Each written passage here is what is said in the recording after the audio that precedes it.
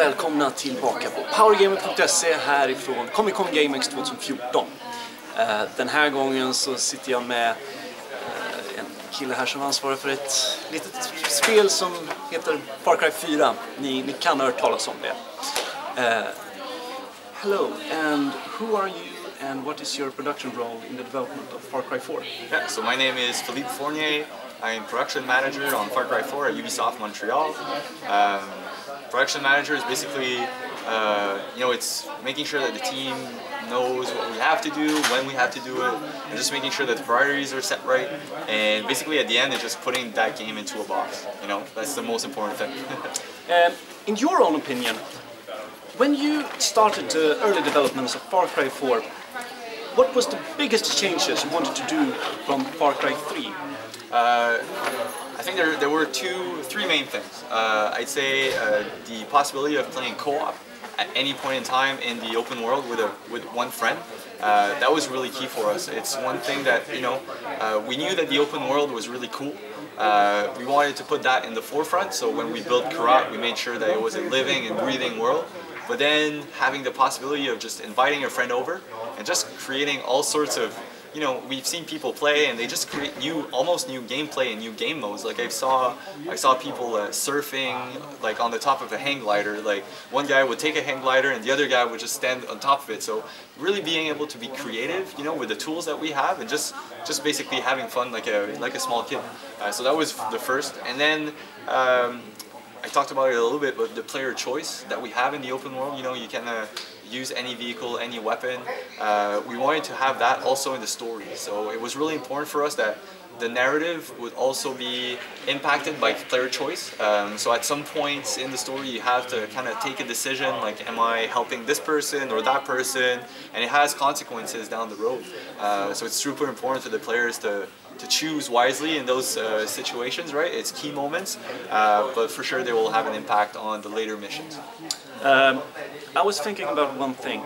The core game mechanics that I played earlier when I started to take a fort down. I noticed that there are a lot of similarities with the new forts in Karat and also the ones on the beaches in Far Cry 3, but it seems on a so much bigger scale. There are so many more ways to get into the fort and how to take it down, and also the massive number of reinforcements that can appear. You can get air supply. That's insane. Yeah. So what else is like more grandeur? Yeah, for us it was, it wasn't about just creating a new world. We wanted to add diversity and also density. So you talked about the fact that there's multiple ways to get in and there's new stuff coming in. That was super important. And when we started developing it, obviously we wanted to have still the outposts because we think it's a big part of our game. But how could we make them different?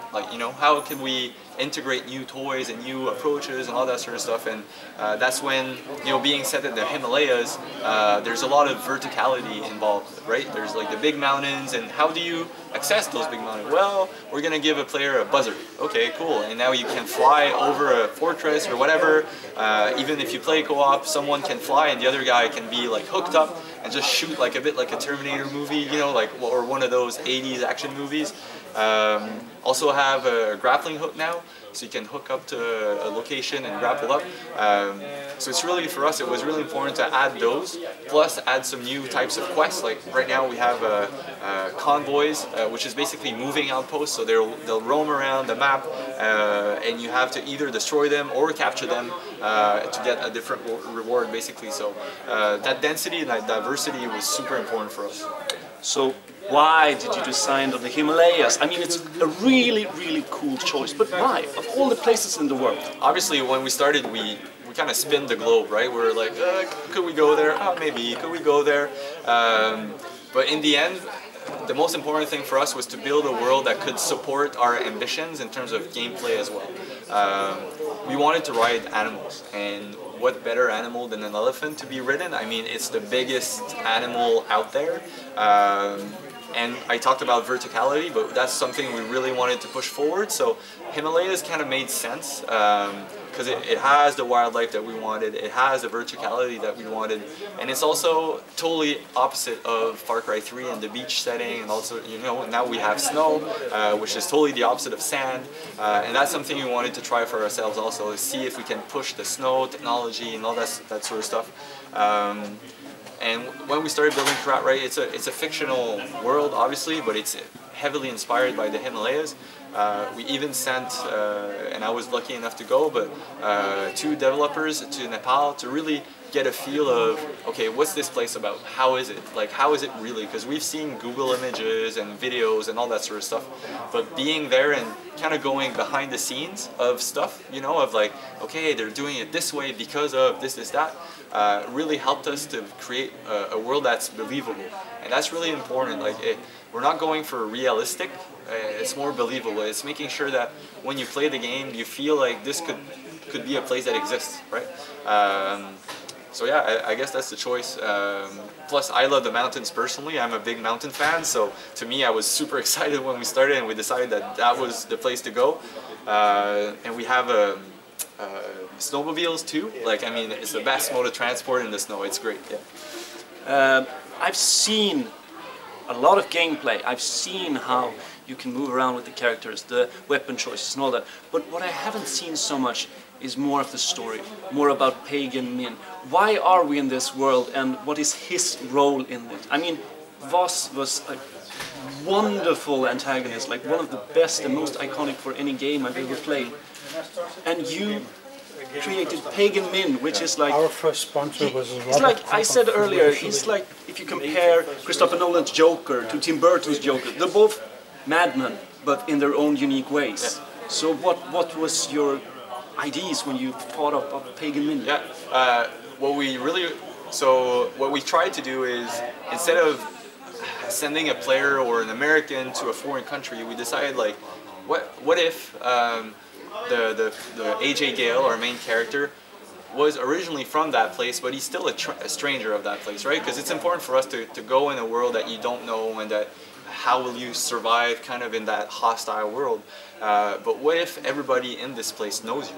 Especially the king, Pagan Min, right? Yeah. He's the king of Karat, and we saw it at E3.